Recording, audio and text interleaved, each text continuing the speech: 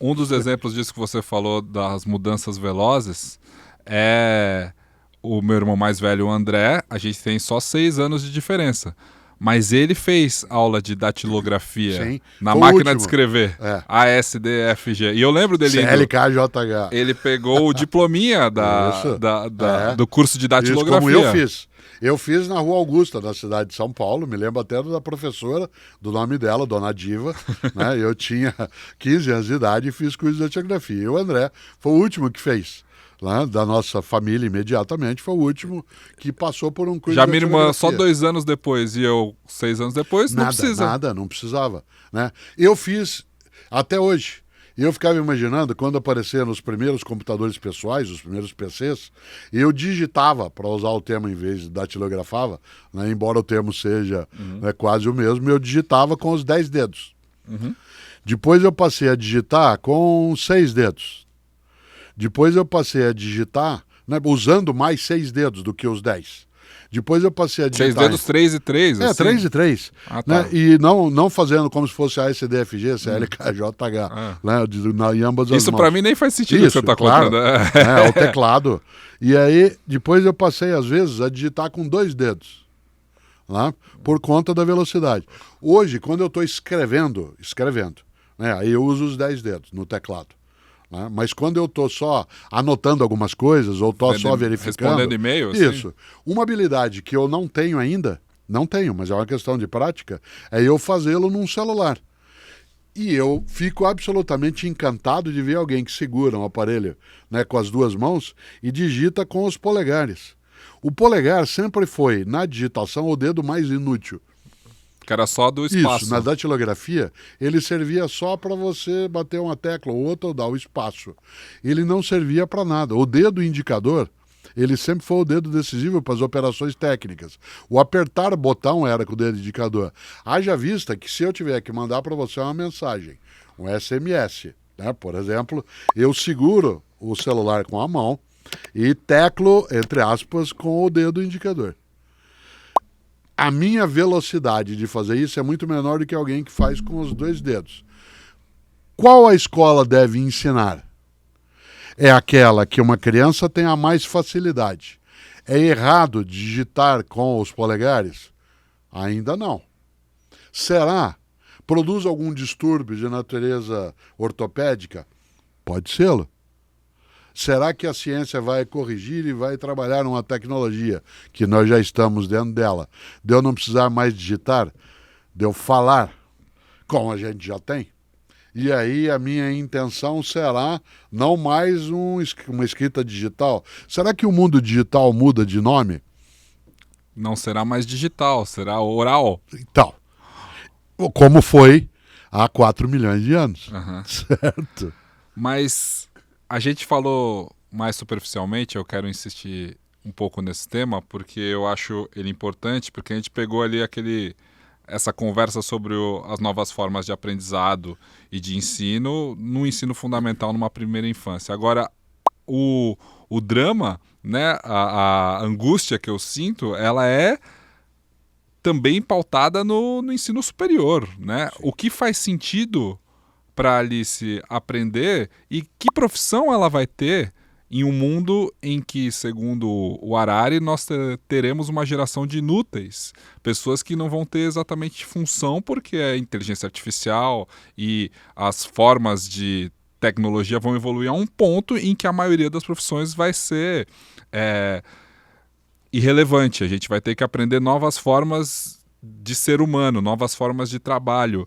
E recentemente, em 2023, a gente vê notícias sucessivas de o ChatGPT passou no exame da OAB. A inteligência artificial agora substitui tantos funcionários no campo, numa fábrica, e aí as demissões em massa já estão acontecendo, principalmente nas empresas de tecnologia. Qual vai ser a profissão da Alice?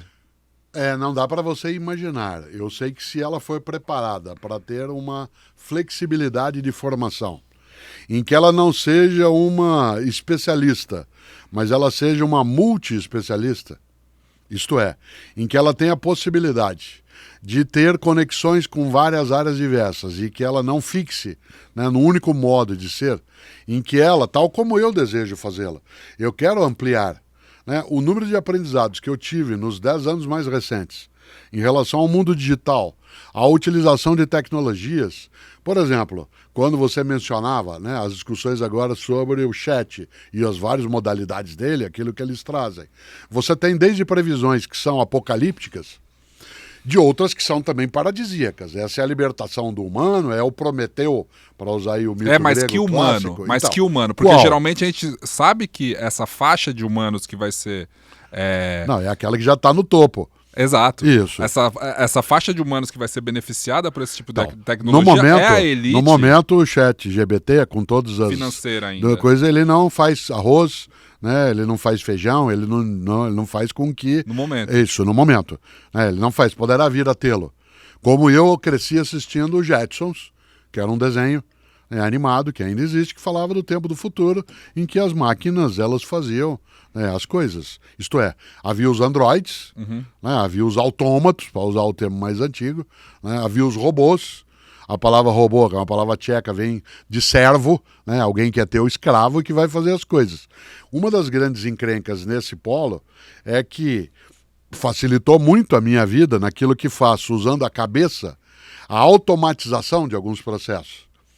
Hoje, quando eu posso, eu vou pegar o exemplo de 30 anos atrás, em que eu, usando os primeiros computadores pessoais, eu não precisava mais contar o número de caracteres para escrever um artigo para o jornal, porque eu clicava num botão e ele contava sozinho.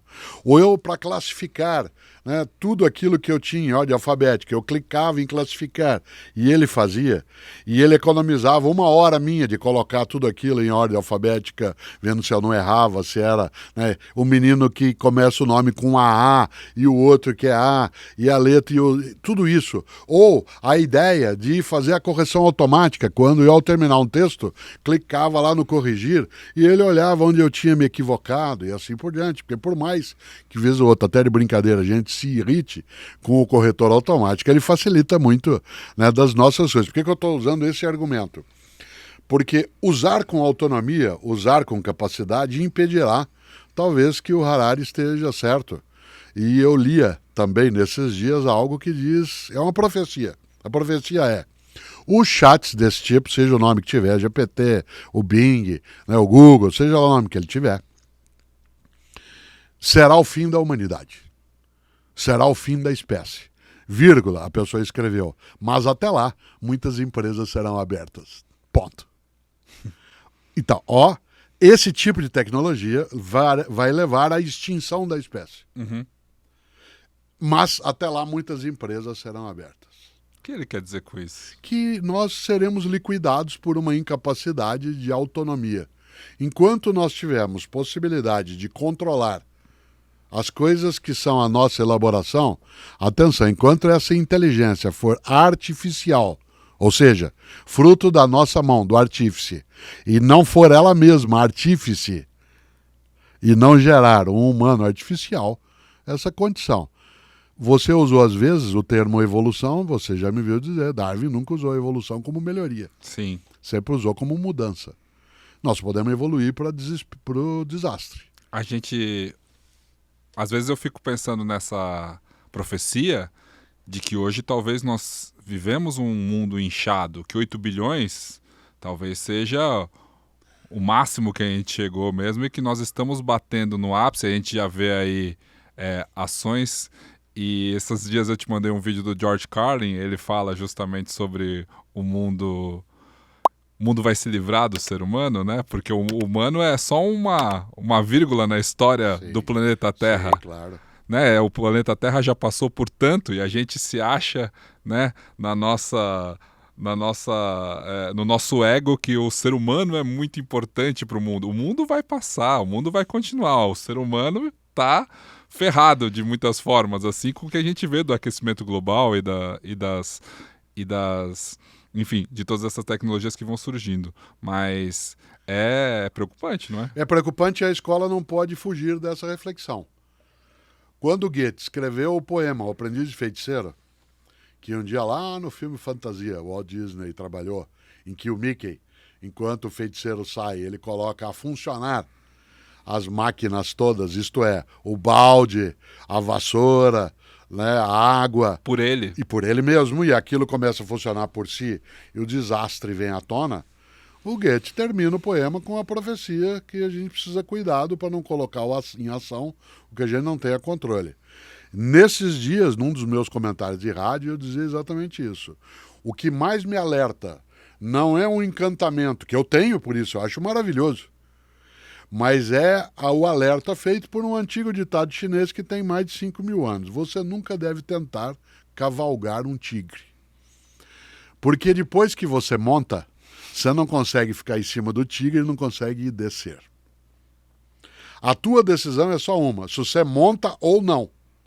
Depois de montado, você não tem mais decisão. Quando Isaac Asimov escreveu Eu, Robô, e colocou no conjunto da obra as leis, as 3 leis, né, de que o robô não pode fazer mal a um humano e nem se omitir para que o mal seja feito.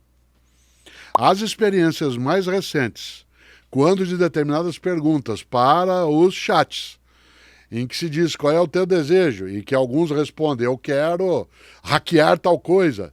E um deles respondeu, você viu, para o especialista em tecnologia do New York Times, durante uma conversa de 2 horas, num diálogo, ele respondeu, eu quero eliminar.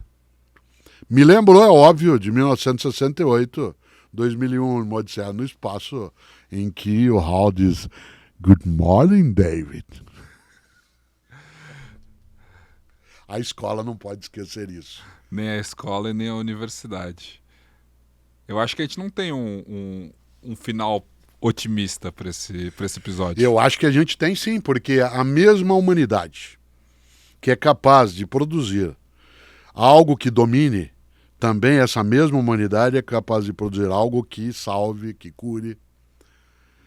A mesma humanidade que tem pessoas que são capazes de levar vantagem sobre a dor de outro, fazendo com que ele não tenha acesso a remédios, a comida, a água, que quando você tem um desastre natural que vitima pessoas, a pessoa quintuplica o preço de 1 litro de água para poder se aproveitar.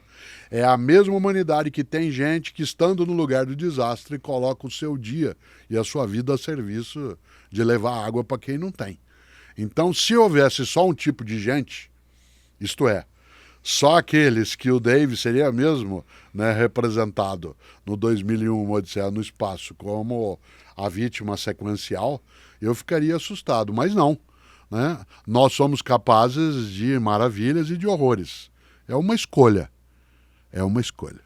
Eu acho que assim a gente termina de uma forma mais otimista. Eu sempre digo que eu sou um otimista do mundo digital, que a gente acaba focando sempre no que é mais fútil, que é mais banal, e a gente ainda não descobriu como trazer o conteúdo mais que eleve mesmo a nossa sociedade e nossa condição humana para o mundo digital, para as redes sociais. Eu acho que agora a gente está conseguindo, a gente está mais próximo, e eu fico cada vez mais otimista quando eu vejo conversas assim. Ainda bem. A escola é também um lugar onde a gente tem de aprender a solidariedade, a convivência, a esperança.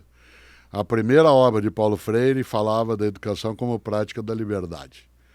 A última era a pedagogia da autonomia.